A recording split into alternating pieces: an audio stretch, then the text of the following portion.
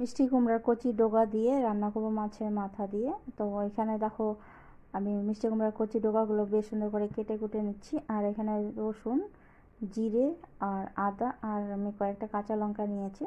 আর এখানে তেল গরম করতে বসিয়ে দিলাম।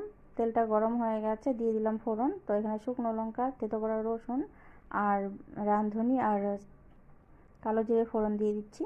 ফোড়নটা একটু ভাজা ভাজা হয়ে এসছে, এখন দিয়ে দিচ্ছি হালকা ভেজে রাখা মাছের মাথাগুলো। তো একদমই হালকা আমি ভেজে রেখেছিলাম। একটু তেলের মধ্যে নাড়াচাড়া করে এখন এর মধ্যে দিয়ে দিব টুকরো করে কেটে রাখা আলু আর বেগুন। আলু আর বেগুনটা খুব সুন্দর করে ভাজা ভাজা করে এর মধ্যে দিয়ে দিব আমি মিষ্টি কুমড়ার ডগাগুলো। তো মাছের মাথাটা দেখো একটু খুন্তির সাহায্যে ভেঙে ভেঙে দিয়েছি। আর এখন দিয়ে দিচ্ছি কেটে রাখা আলু আর বেগুনগুলো। আলু আর বেগুনগুলো বেশ সুন্দর করে তেলের মধ্যে 90% ভাজা করে নেব। মিষ্টি কুমড়ার ডগাগুলো দেওয়ার সাথে সাথেই যেহেতু নরম আর সফট হয়ে যাবে, আর খেতে কিন্তু ভীষণ ভালো লাগবে।